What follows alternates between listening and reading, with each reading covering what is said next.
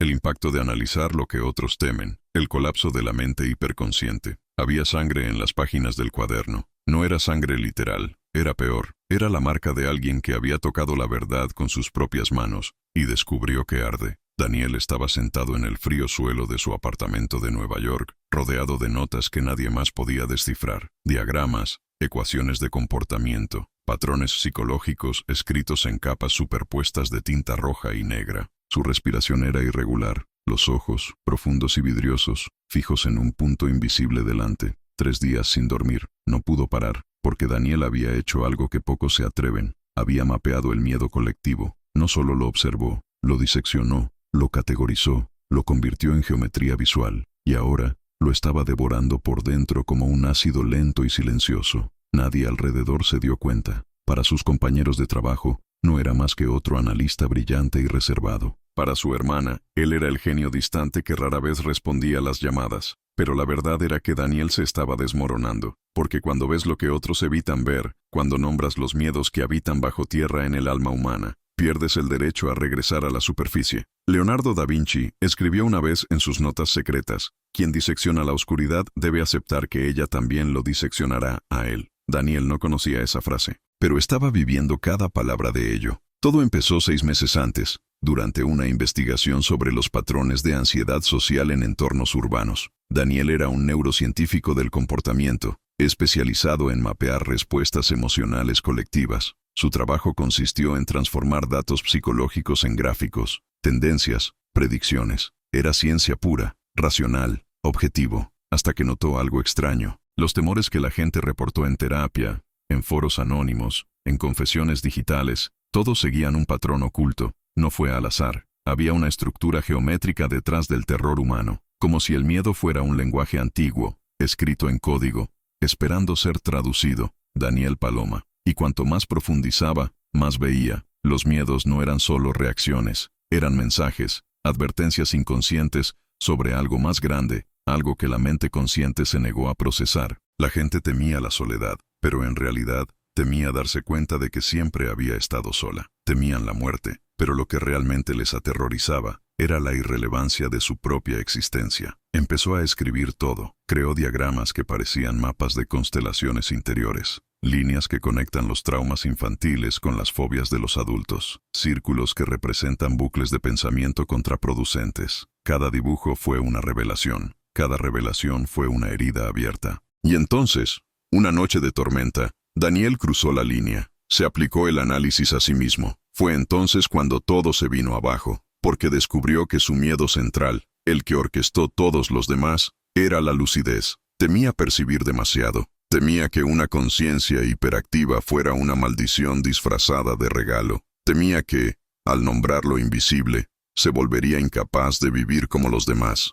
ciego, seguro, protegido por una reconfortante ignorancia. Ahora, sentado en aquel suelo frío, con las manos temblorosas y el cuaderno manchado de notas febriles, Daniel miró su propio reflejo en la ventana oscura y ya no reconoció al hombre que veía. Había hecho lo que hizo Leonardo siglos atrás, diseccionar cadáveres para comprender la anatomía de la vida. Pero Leonardo nunca calculó el coste real de esta búsqueda. Nunca mencionó el peso de llevar dentro de sí el conocimiento de lo que se esconde bajo la piel de la realidad. Daniel cerró los ojos, y por primera vez en meses, una sola pregunta pasó por su mente como una espada. ¿Y si no debería haber visto eso? Pero ya era demasiado tarde. La verdad ya estaba grabada en él. Y como todas las verdades peligrosas, ella no le permitiría volver a ser quien era antes. Si sientes que algo se mueve dentro de ti al escuchar esto, una inquietud, una oscura curiosidad, una pregunta que nunca has hecho en voz alta, suscríbete a este canal. Porque lo que viene después no es solo la historia de Daniel, es la historia de todos los que, en algún momento,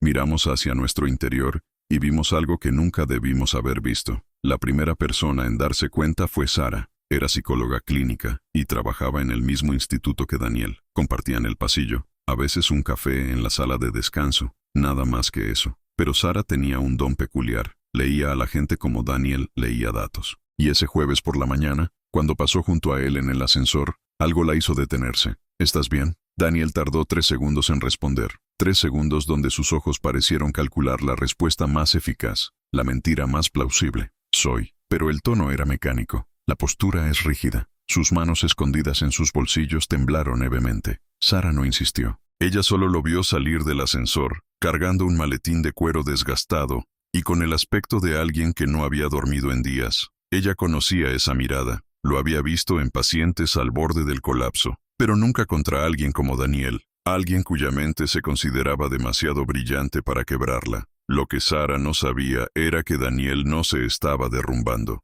se estaba expandiendo, y esta expansión fue violenta. En los días siguientes, Daniel comenzó a hacer algo que nadie esperaba. Comenzó a confrontar a las personas que lo rodeaban con preguntas que no deberían hacerse en ambientes corporativos. Durante una reunión de equipo, interrumpió a un colega en medio de una presentación y le preguntó, ¿por qué finges que te importa este proyecto? El silencio fue absoluto. La colega, una mujer de mediana edad llamada Linda, palideció. Intentó reír, entablar conversación, pero Daniel no apartó la mirada. No estoy siendo grosero. Tengo verdadera curiosidad. Has estado repitiendo las mismas frases motivadoras durante 3 años, pero tus ojos dicen algo más. Dicen que estás exhausto, que odias estar aquí, que desearías estar en cualquier otro lugar que no sea esta habitación. Linda salió de la habitación llorando. El gerente llamó a Daniel para hablar seriamente. Fue advertido, pero no ha cambiado, porque no estaba tratando de ser cruel. Estaba tratando de liberar a la gente. Muéstrales lo que había descubierto, que todos vivían bajo capas de falsedad tan espesas que ya no sabían quiénes eran realmente, y creía, con una convicción febril y peligrosa, que quitar esas capas era un acto de compasión. Pero la compasión no es lo que la gente vio. Vieron a un hombre volviéndose loco. Sara, sin embargo, vio algo diferente. Ella vio un patrón, y ese patrón la asustó más de lo que debería, porque ella ya había estudiado casos como este. Personas que, tras un profundo conocimiento de la naturaleza humana, entraron en un estado de hiperconciencia. Un estado en el que la percepción se volvió tan aguda que el filtro social, ese mecanismo que nos permite vivir en sociedad sin volvernos locos, simplemente dejó de funcionar. Era como si Daniel le hubiera quitado una protección invisible, y ahora todo lo que veía era crudo, expuesto, insoportable. Sara decidió visitarlo. Fue a su apartamento una noche lluviosa. Tocó el timbre 3 veces antes de escuchar pasos arrastrando los pies al otro lado. Cuando se abrió la puerta, ella casi retrocedió. Daniel estaba irreconocible, sin afeitar, ojos inyectados en sangre, ropa arrugada. Pero lo peor fue la expresión. Había algo hambriento en esa mirada, como si estuviera desesperado por hablar, por compartir lo que había descubierto, pero sabía que nadie lo entendería. ¿Viniste a diagnosticarme?, preguntó sin hostilidad, solo curiosidad clínica. Vine a escucharte. Daniel vaciló. Luego abrió la puerta por completo. El apartamento era un museo del caos mental. Papeles pegados a las paredes, diagramas dibujados directamente sobre el cristal de la ventana con un rotulador permanente, montones de libros abiertos en páginas marcadas con post-its de colores. Había una lógica ahí, pero era una lógica que solo tenía sentido para él. Sara se sentó en el sofá. Daniel permaneció de pie, caminando de un lado a otro como un animal enjaulado. ¿Sabes qué es el miedo, Sara? ¿En serio? Ella no respondió. Le dejó hablar. No es una reacción química. No es solo la amígdala enviando señales.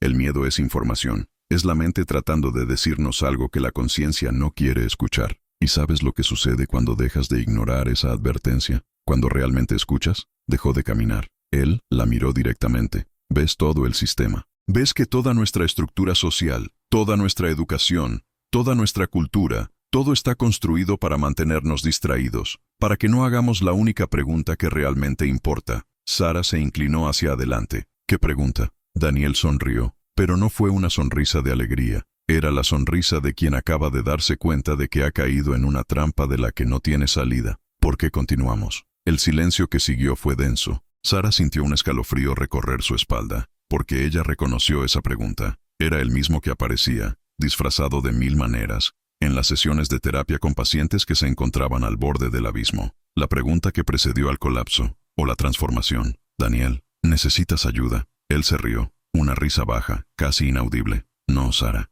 Necesito que alguien me entienda. Necesito que alguien deje de intentar curarme y empiece a ver lo que estoy viendo. Ella no sabía qué decir, porque, en el fondo, una parte de ella ya empezaba a ver, y eso la aterrorizó. Cuando Sara salió del apartamento esa noche, sabía 2 cosas. Primero, Daniel estaba peligrosamente cerca de perderse por completo. En segundo lugar, y esto era lo más inquietante, podría tener razón en algunas cosas. Pero había algo que ni Daniel ni Sara sabían todavía. Alguien estaba mirando. Alguien que ya conocía este patrón. Alguien que, décadas atrás, había pasado por el mismo proceso. Y esta persona no estaba interesada en ayudar a Daniel a recuperarse. Me interesaba verlo caer hasta el final. Descubrir si la mente hiperconsciente realmente colapsa o si trasciende. El correo electrónico llegó a las 3 de la mañana. Daniel estaba despierto, como siempre, sentado frente al ordenador, tecleando frenéticamente un documento sin título que ya superaba las 200 páginas. Era su manifiesto, o tu voluntad.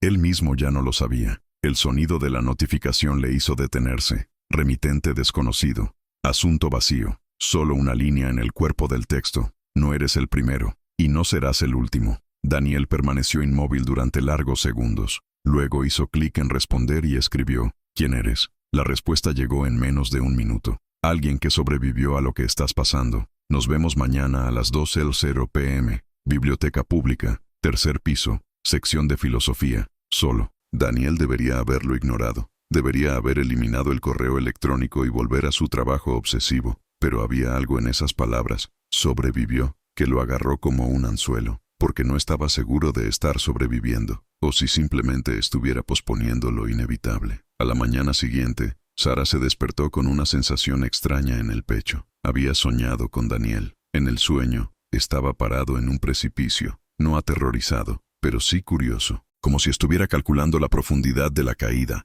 queriendo saber qué había en el fondo. Intentó llamarlo. No respondí. Mensaje enviado. Ninguna respuesta. A las 2 de la tarde, Daniel estaba en la biblioteca. El tercer piso estaba en silencio, casi vacío. Estantes antiguos de madera oscura, olor a papel envejecido, luz filtrándose a través de altas ventanas. Caminó hasta la sección de filosofía y se detuvo. Había un hombre sentado en una silla de lectura, hojeando un libro delgado. Pelo gris, unos 60 años, gafas de montura metálica, aspecto común. Pero los ojos, cuando levantó el rostro y se encontró con la mirada de Daniel, eran diferentes. Eran ojos que ya habían visto demasiado, y no se arrepintieron. Siéntate, dijo el hombre sin preámbulos. Daniel obedeció. Mi nombre es Thomas, continuó el hombre cerrando el libro. Y antes de que preguntes, sí, pasé por lo que tú estás pasando. Hace 23 años. Daniel sintió que algo se movía dentro de él, algo entre alivio y miedo. ¿Cómo lo supiste? Tomás sonrió levemente.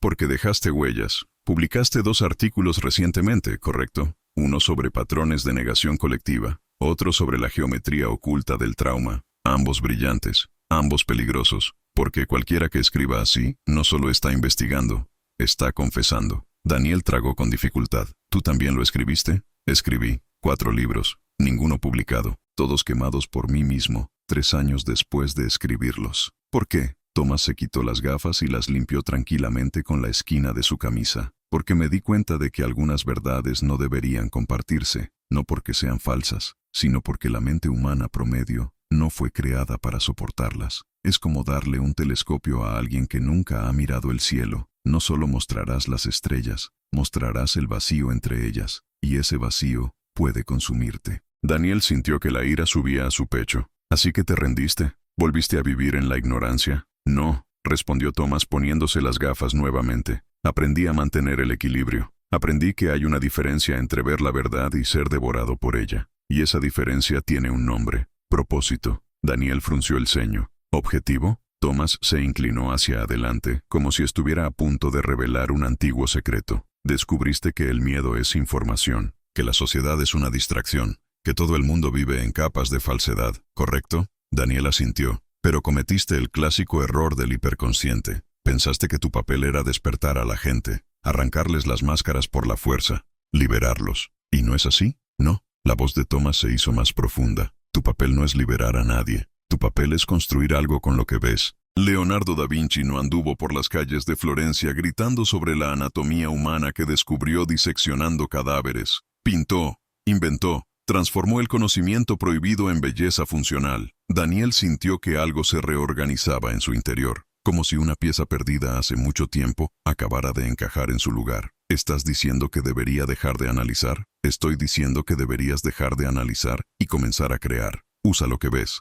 no para destruir las ilusiones de otras personas, sino para construir algo que les ayude a resistir la verdad cuando llegue, porque siempre llega, tarde o temprano. Thomas abrió la mochila al lado de la silla y sacó una libreta vieja. Se lo entregó a Daniel. Este es mi primer manifiesto. Lo escribí con la misma fiebre que tú. Lo volví a leer, años después, y me di cuenta de que era el grito de alguien que se estaba ahogando. No quiero eso. Te ahogas, Daniel. Quiero que nades. Daniel sostuvo el cuaderno con ambas manos. Sintió su peso, el peso de una mente que casi se perdió y encontró el camino de regreso. ¿Por qué me ayudas? Thomas se levantó y ajustó su mochila. Porque hace 23 años, alguien hizo esto por mí, y prometí que si alguna vez encontraba a otra persona hiperconsciente al borde del colapso, haría lo mismo. Empezó a alejarse, pero se detuvo. Ah, y Daniel, esa psicóloga, Sara, ella vino a ti porque le importas.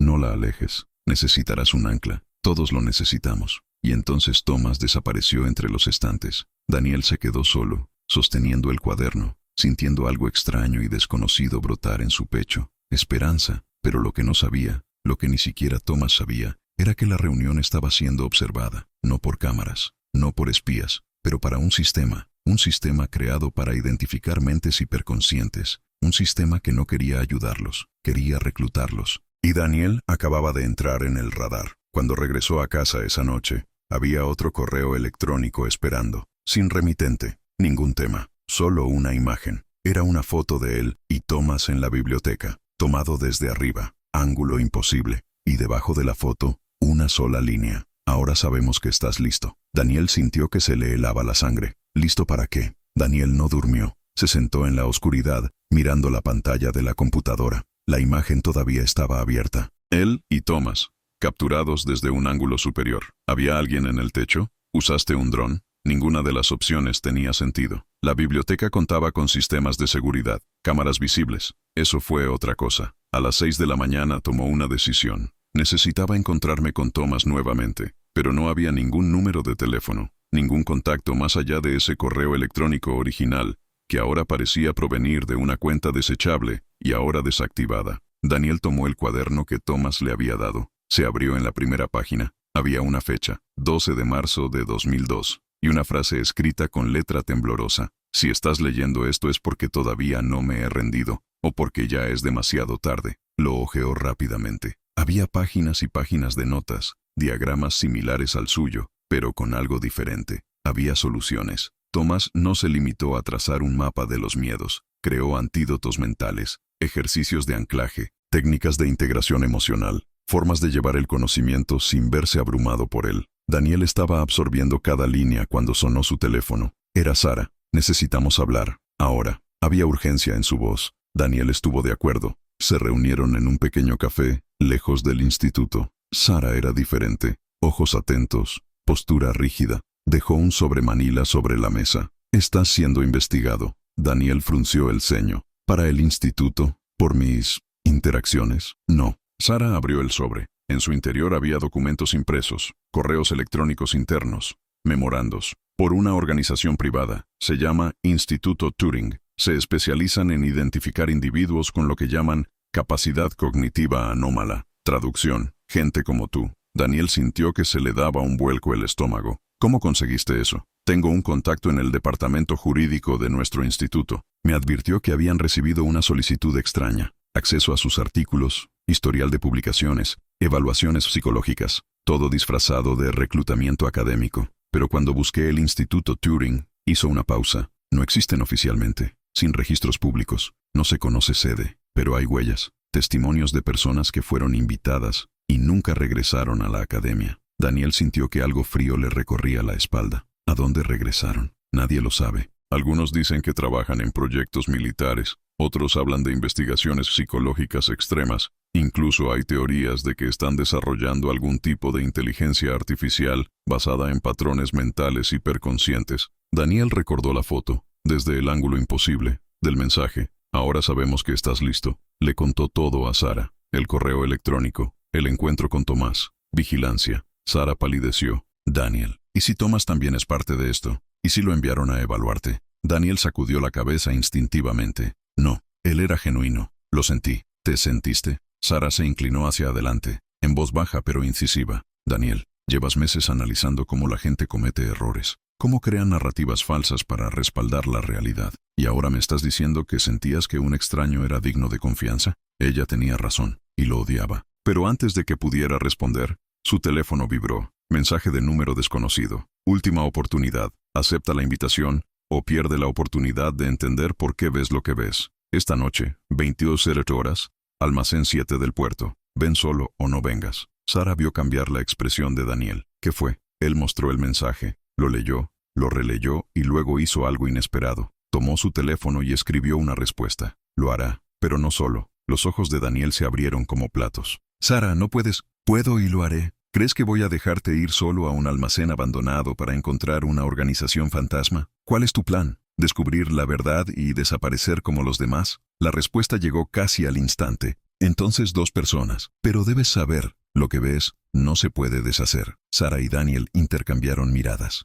Ambos sintieron que estaban a punto de cruzar una línea sin retorno. Pero la curiosidad, esa peligrosa hambre de comprensión, era más fuerte que el miedo. A las 10 de la noche estaban en el coche de Sara, dirigiéndose hacia el puerto. La ciudad fue dando paso gradualmente a estructuras industriales abandonadas, iluminación escasa y un silencio denso. El almacén 7 era una estructura de metal oxidado, con ventanas rotas, que parecía haber estado abandonado durante décadas. Pero a medida que se acercaban, notaron algo extraño. Había luz proveniente del interior. Luz artificial controlada. Salieron del auto. La puerta principal estaba entreabierta. Daniel empujó. El crujido del metal resonó. Por dentro, el almacén estaba sorprendentemente limpio. En el centro había una mesa, y sentadas a su alrededor, 3 personas. Uno de ellos fue Tomás. Daniel sintió una mezcla de alivio y traición. Tú, comenzó, pero Tomás levantó la mano. Sé lo que estás pensando, pero déjame explicarte antes de juzgar. Una de las otras personas,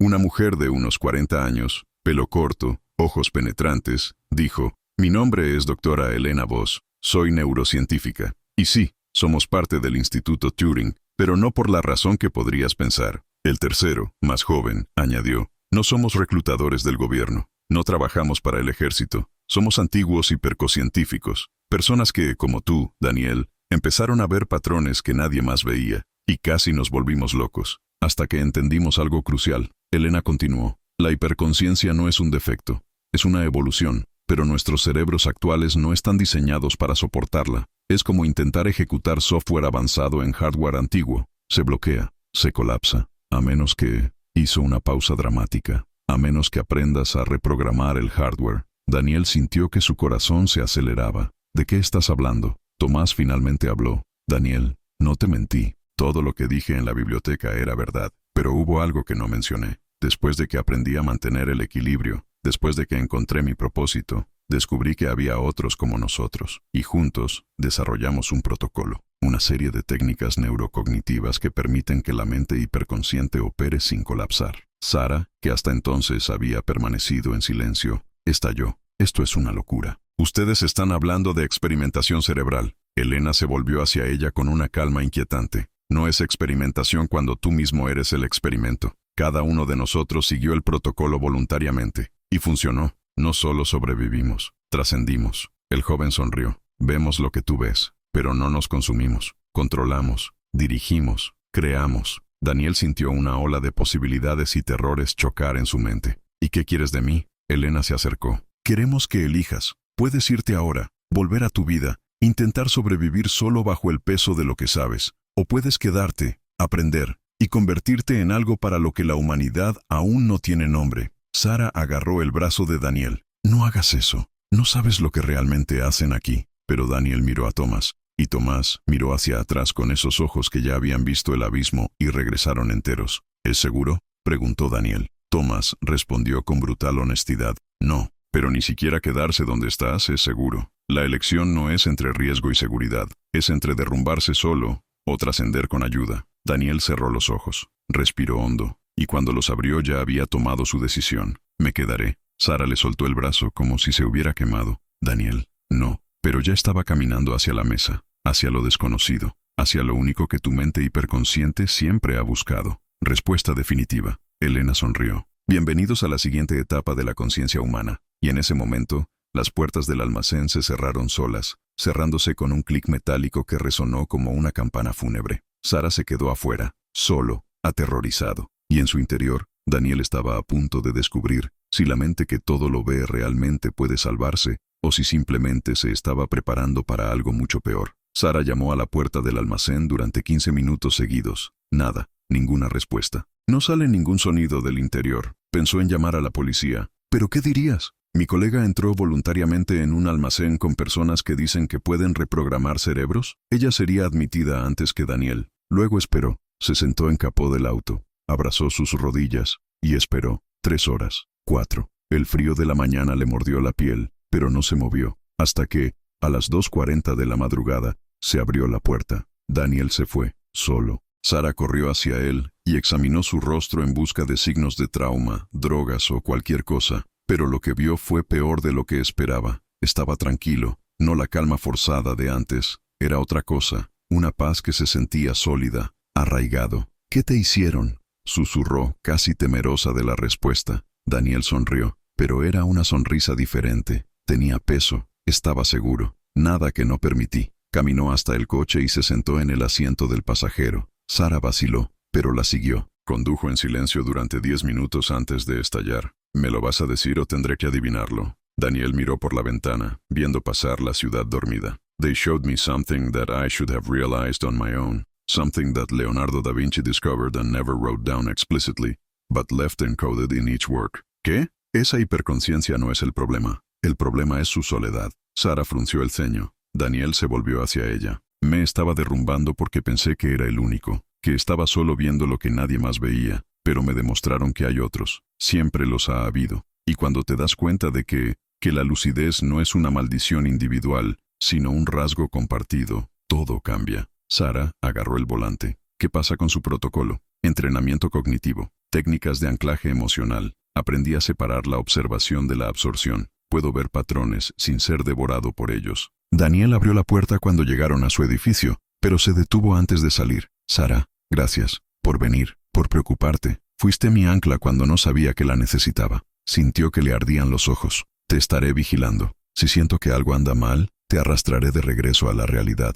¿Entendido? Daniel se rió. Comprendido. En los días siguientes, Daniel regresó al instituto, pero no como antes. Ya no se enfrentaba a la gente. En cambio, empezó a escuchar. Yo miré. Y cuando alguien parecía estar a punto de hacer algo, ofrecía una palabra, una perspectiva. Nunca impuesto, siempre ofrecido. Linda, la colega que había salido llorando de la reunión, lo buscó. Tenías razón, estaba exhausto, odiaba mi vida, pero la forma en que lo dijiste, me destruyó. Daniel asintió. Lo sé, y lo siento. Linda vaciló. Pero ¿sabes qué es raro? Me despertó. De una manera brutal, pero me despertó. Ahora estoy en terapia. Me estoy reconstruyendo. Así que, gracias, supongo. Fue la primera vez que Daniel entendió. La verdad sin compasión es solo crueldad disfrazada de honestidad. 3 meses después, Daniel publicó un artículo sobre resiliencia cognitiva, sobre cómo las mentes que ven demasiado pueden aprender a soportar el peso sin romperse. El artículo se volvió viral entre psicólogos y neurocientíficos, pero Daniel rechazó la mayoría de las invitaciones para hablar, porque te diste cuenta, la hiperconciencia no pide un escenario. Exige silencio y un impacto pequeño pero profundo. 6 meses después, cuando un joven estudiante se acercó a él, con los ojos hundidos, las manos temblorosas y diciendo, veo cosas que nadie más ve, y me estoy volviendo loco, Daniel no ofreció respuestas inmediatas. Ofreció presencia. Sé lo que estás sintiendo. No estás loco, pero no puedo decirte qué hacer. Solo puedo mostrarte que hay caminos, y tendrás que elegir el tuyo. El estudiante lloró, de alivio, por agotamiento, de esperanza fragmentada. Daniel entendió que ese era su verdadero papel, no ser el sabio. Simplemente sea una prueba viviente de que la mente hiperconsciente puede sobrevivir, incluso puede que florezca. Esa noche, solo en su apartamento, Daniel abrió el cuaderno de tomas hasta la última página. Estaba en blanco. Tomó un bolígrafo y escribió, la lucidez es a la vez un regalo y una carga, pero no tiene por qué ser una sentencia. Hay un equilibrio entre verlo todo y ser consumido por ello. Y ese equilibrio tiene un nombre,